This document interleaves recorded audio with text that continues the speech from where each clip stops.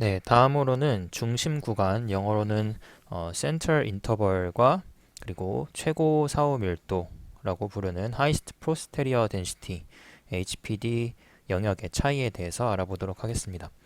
여기 이 슬라이드에 보이는 그림은 우리가 베타 3,9에 대한 사후 분포에 대한 두 가지 구간을 보여줍니다.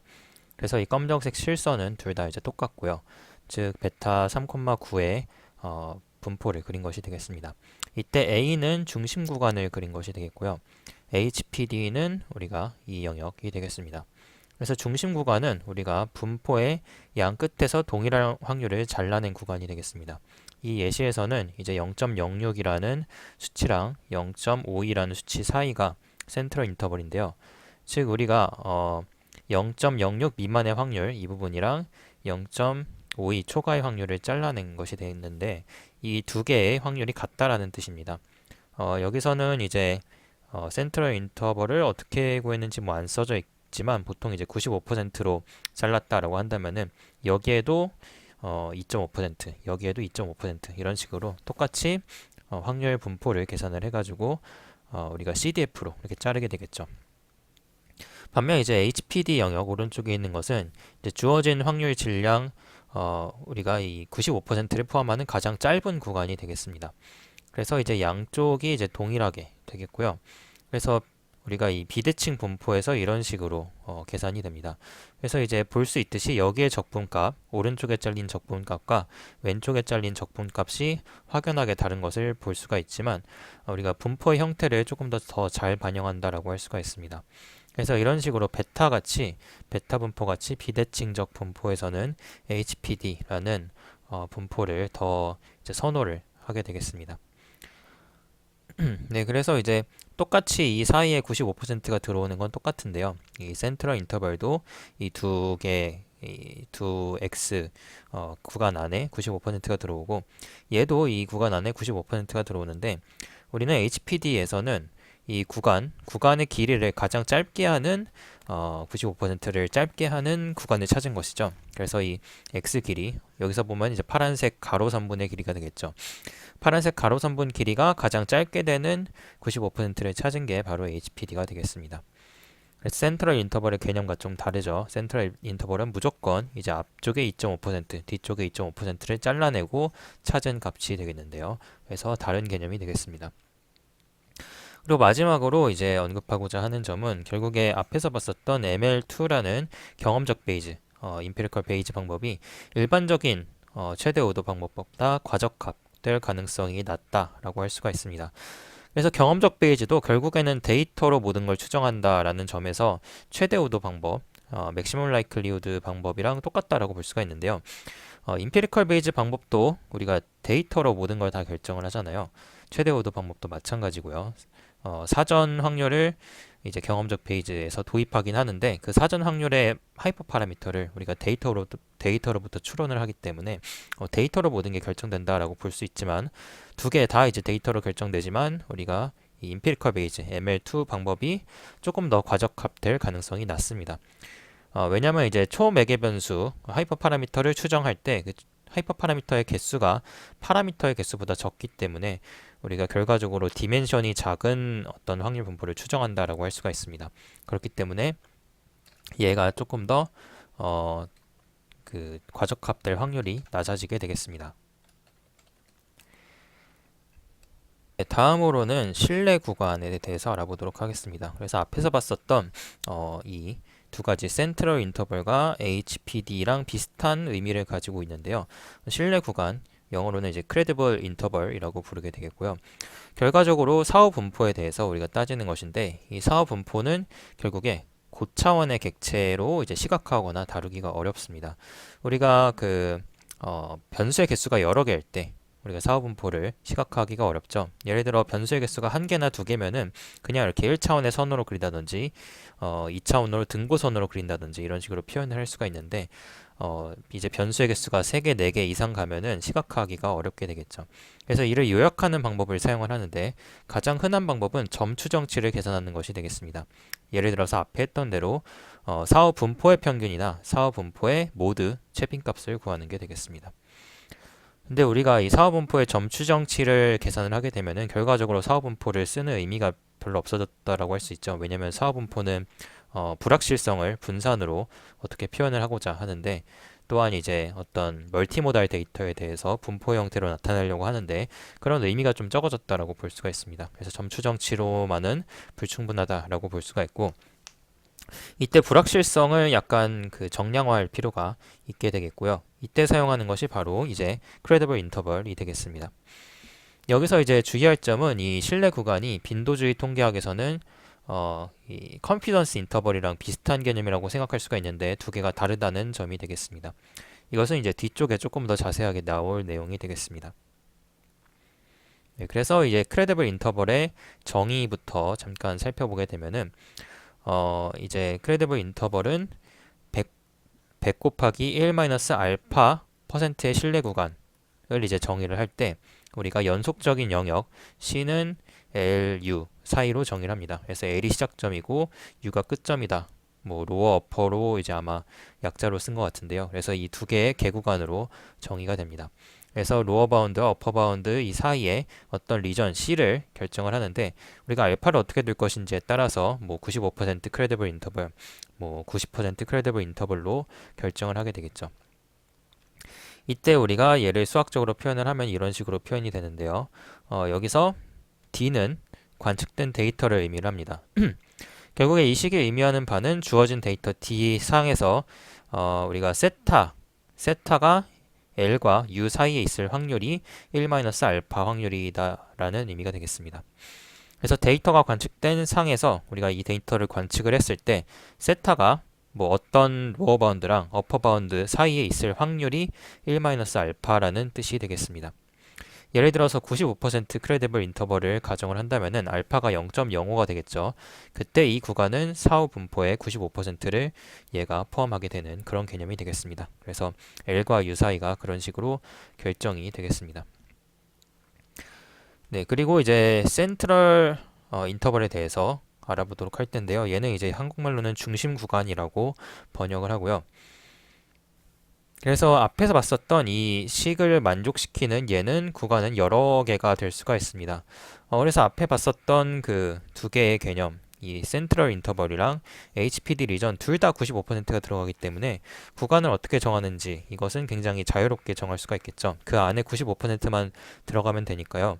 이런 기준으로 HPD의 기준으로 정하든지 센트럴 인터벌의 기준으로 정하든지 이렇게 할 수가 있습니다. 그 중에서 이제 센트럴 인터벌은 어떻게 정하는지 이제 살펴볼 텐데요.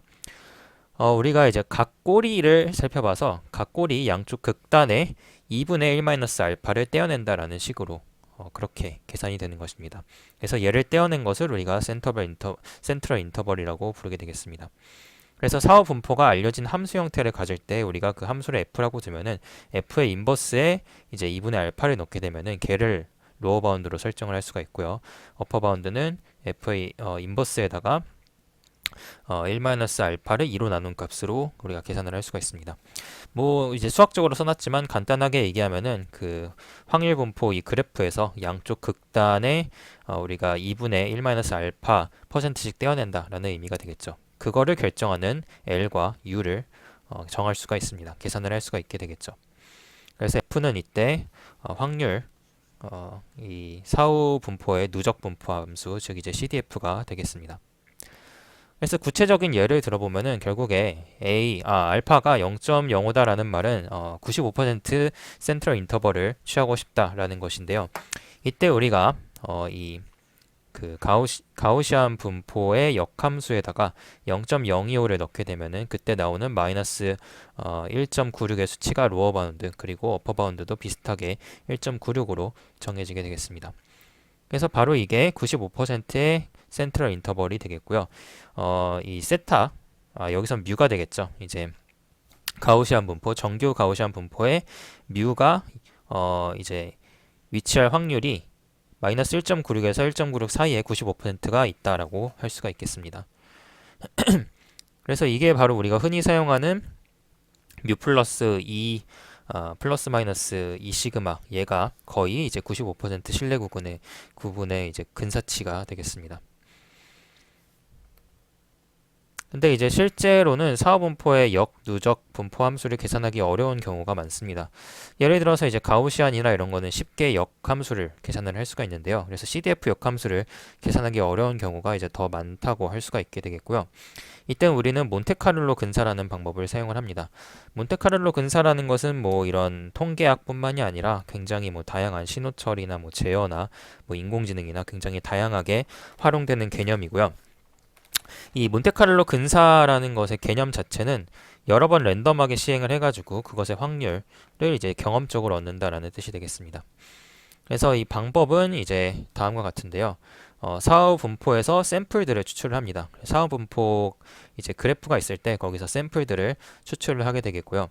이 샘플들을 이제 정렬을 하게 되겠습니다. 정렬한다는 뜻은 크기가 작은 것부터 큰 순서대로 혹은 이제 뭐 반대로 이렇게 소팅을 한다라는 뜻이 되겠고요.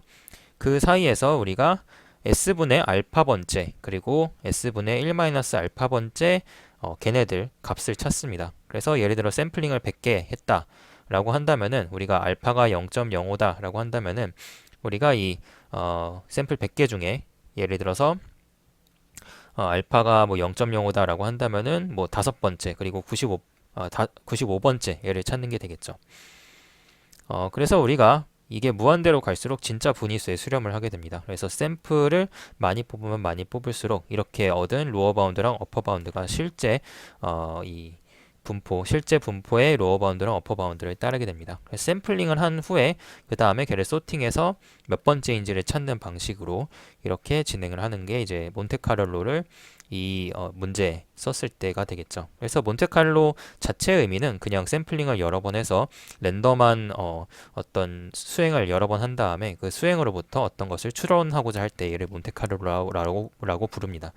그래서 이 경우에는 이 CDF의 인버스를 추론을 할 때 쓰인다라고 할 수가 있게 되겠죠. 그리고 이제 이 중심 구간 센트럴 인터벌에 대안으로 앞에서 봤듯이 HPD라는 것이 있습니다. 이 HPD라는 것은 어떤 임계값 P 스타라는 것 이상의 확률을 가진 점들의 집합이다라고 이렇게 정의가 됩니다. 수학적으로는 다음과 같이 정의가 되고요. 1-알파는 오른쪽에 어떤 적분이 있게 됩니다. 그래서 이 식의 뜻을 살펴보면은 P 스타 이상의 확률을 가진 영역이 그때 적분을 했을 때 1-알파가 된다라는 뜻이 되겠습니다.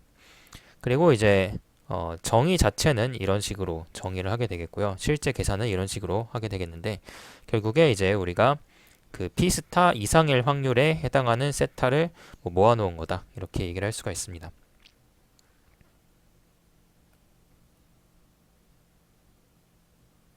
네, 그래서 그림으로 그려보자면 앞에 봤었던 그런 HPD 그림이 되겠죠.